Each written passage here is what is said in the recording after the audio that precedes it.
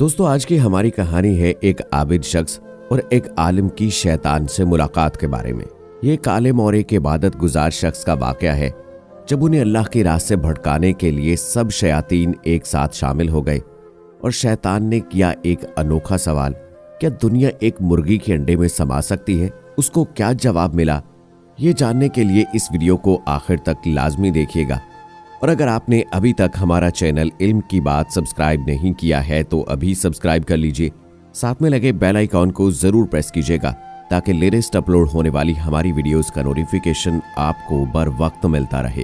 Video کو like کریں، share کریں اپنے دوستوں کے ساتھ اور کمنٹ سیکشن میں اپنی رائے کا اظہار لازمی کیجئے گا۔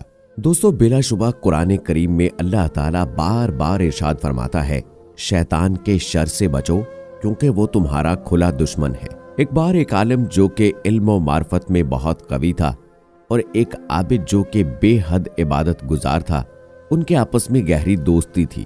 دونوں ایک ساتھ رہتے تھے اور دن کا بیشتر حصہ اپنے طریقے عبادت میں صرف کرتے۔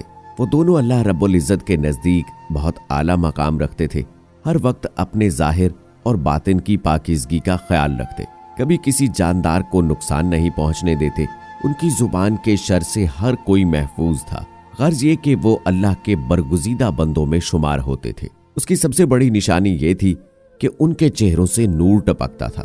اس امر کے پیش نظر شیاطین کی ایک بڑی جماعت ان کو اللہ کے راستے سے بھٹکانے کے لیے ہر وقت مگن رہتی۔ جب موقع ملتا ان کے دلوں میں طرح طرح کے وسوسے ڈالنے کی کوشش کرتے، لیکن افسوس وہ ہر بار ناکام رہتے۔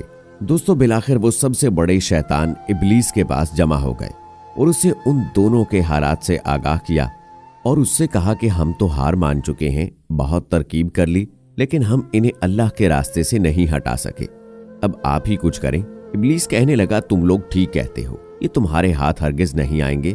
اس طرح اس نے ان دونوں دوستوں کو بہکانے کی ذمہ داری خود قبول کر لی۔ دوستو واقعہ کچھ یوں ہوا کہ شیطان نے ابلیس سے کہا، ہم نے بہت کوشش کی ہے مگر ان میں جدائی نہیں ڈال سکے۔ تو ابلیس ملعون نے کہا، ان کو میں کافی ہوں۔ پھر وہ عابد جو عبادت گزار تھا، عالم دین نہیں تھا، اس کے راستے میں جا بیٹھا۔ جب عابد شیطان کے قریب پہنچا، ابلیس نے اس کے سامنے بوڑھے سن رسیدہ کی صورت میں ملا اور اپنے ماتھے پر سجدے کا نشان بھی ظاہر کیے ہوئے تھا۔ چنانچہ ابلیس نے عابد سے پوچھا، میرے دل میں ایک سوال ابھر رہا ہے، میں نے چاہا کہ اس کے متعلق آپ سے معلوم کروں۔ عابد نے کہا، پوچھو، اگر مجھے علم ہوگا تو اس کا جواب دے دوں گا۔ شیطان نے کہا، کیا اللہ تعالیٰ اس کی طاقت رکھتا ہے کہ آسمانوں، زمین، پہاڑوں، درختوں اور پانی کو ایک انڈے میں سما دے، بغیر اس کے کہ انڈے کو بھی بڑا نہ کرے اور ان کی مخلوقات کو بھی چھوٹا نہ کرے؟ عابد نے حیران ہو کر پوچھا، بغیر ان کے کم کیے اور بغیر اس کے بڑھائے؟ اس طرح سے عابد سوچ میں پڑ گیا۔ تو ابلیس نے عابد کو کہا، اب آپ چلے جائیں۔ پھر شیطان اپنے ساتھیوں کی طرف متوجہ ہوا اور کہا، میں نے اس کو اللہ تعالیٰ کے متعلق شک میں ڈال کر ہلاک کر دیا ہے، کیونکہ اسے اللہ تعالیٰ کے متعلق مکمل یقین اور کامل ایمان ہونا چاہیے تھا کہ اللہ رب العزت کچھ بھی کر سکتا ہے، وہ سب بھی جو انسانی عقل تسلیم بھی نہیں کر سکتی۔ بس یہ تو اپنے ایمان پر مکمل نہ رہا۔ پھر وہ عالم کے راستے میں بیٹھا۔ جب وہ شیطان کے قریب پہنچا تو شیطان احترام میں کھڑا ہو گیا اور پوچھا، اے حضرت، میرے دل میں ایک سوال کھٹک رہا ہے، میں نے چاہا کہ اس کو آپ سے حل کراؤں۔ عالم نے فرمایا، پوچھو، اگر مجھے علم ہوگا تو تمہیں بتا دوں گا۔ شیطان نے کہا، کیا اللہ تعالیٰ اس کی طاقت رکھتا ہے کہ تمام آسمانوں، زمین، پہاڑوں، درختوں اور پانی کو ایک انڈے میں سما دے، اس انڈے کو بڑھائے بغیر اور ان مخلوقات کو چھوٹا کیے بغیر؟ تو اس کو عالم نے جواب دیا، بالکل، اللہ تبارک و تعالیٰ یہ سب کر سکتا ہے۔ تو شیطان نے انکار کے لہجے میں کہا، انڈے کو بڑھائے بغیر اور ان مخلوقات کو چھوٹا کیے بغیر؟ عالم نے اس کو جھڑک کر کہا، ہاں ہاں۔ پھر سورہ یاسین کی آیت نمبر 82 پڑھی کہ حق تعالیٰ کا معاملہ تو یہ ہے کہ جب وہ کسی چیز کا ارادہ فرماتے ہیں تو اس کو کہتے ہیں کن، یعنی ہو جا، تو وہ ہو جاتی ہے۔ تو جب اس نے ارادہ کر لیا تو یہ سب ہو کر رہے گا، مگر یہ کیسے ہوگا؟ تو یہ سب سوچنا تمہارا یا میرا کام نہیں، بلکہ یہ اسی اللہ پاک نے کرنا ہے، وہ جیسے چاہے مرضی کرے۔ ابلیس نے اپنے شیطانوں سے کہا، اسی جواب کے سنوانے کے لیے میں تمہیں یہاں لایا تھا۔ یہ ہے عالم اور عابد میں فرق کہ عابد تو شیطان کے جال میں پھنس سکتا ہے، عالم نہیں۔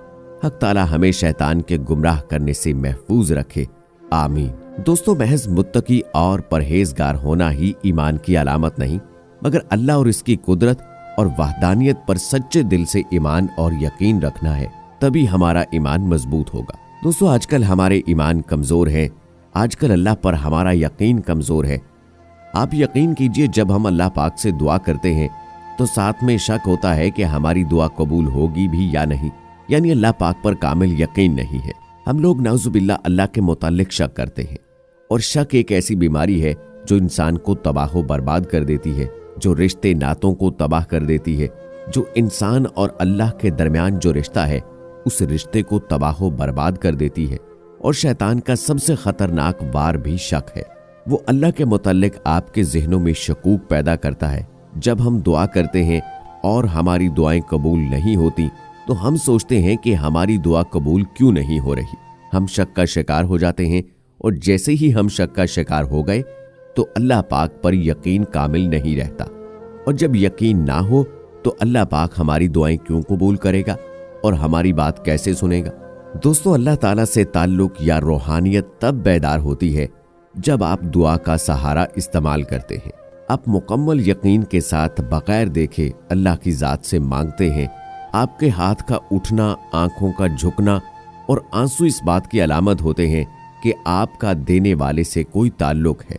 अल्लाह ताला के दर की गदाई आपको दर दर की ठोकरों से बचा लेती है।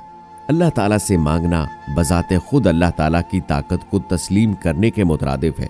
और जब आपको पता होता है कि जिससे मैं मांग रहा हूँ वो इस कायनात का सबसे ज्यादा ताकतवर बादशाह है, बल्कि ये कह लें कि असल बादशाह है, तो आपका एतमाद और बढ़ता जाता है। दर हकीकत दुआ पर ही एतमाद अल्लाह पर एतमाद की निशानी है। इसलिए आज से दुआ मांगे, रब से दुआ मांगते हुए शर्माए बगैर मांगे।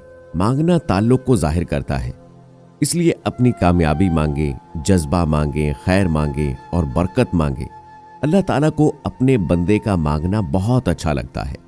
पूरे मान के साथ मांगे, ये कहकर मांगे कि ऐ मेरे अल्लाह, तेरे अलावा मेरा है कौन जिससे मैं मांगूं। अपने आप पर मान आपके अंदर रूहानियत को बेदार करता है। याद रखें, रूह देने वाले से ताल्लुक रूहानियत को बेदार कर देता है। आज से ये हकीकत सामने रखें कि आप रूह वाली मखलूक हैं, दुआ मांगने वाली, रब से ताल्लुक बनाने वाली और रब पर मान करने वाली मखलूक है। जरा सोचिए, कितने अरसे से आपने अपने रब से बातचीत की ही नहीं। अपनों से तो राब्ते कायम रहने चाहिए। किसी बहुत अपने को कुछ कहना हो तो इंतजार किस बात का, अभी बात कीजिए, वजू कीजिए, सर सजदे में रखिए और दिल का हाल बयान कर दीजिए। आज ही टूटे हुए ताल्लुक को बरकरार कीजिए। याद रखिए, आपकी आमद का अल्लाह ताला को बहुत इंतजार है। वो तो खुद इंतजार करता है कि मेरा बंदा मुझसे मांगे और मैं नवाज दूं। उम्मीद है दोस्तों कि हमारी आज की ये वीडियो आपको पसंद आई होगी। इस वीडियो की पसंदीदगी के इजहार के लिए इस वीडियो को लाइक करें, शेयर करें अपने दोस्तों के साथ। कमेंट सेक्शन में अपनी राय का इजहार लाजमी कीजिएगा। मुझे अगली वीडियो तक इजाजत दीजिए। फी अमानिल्लाह।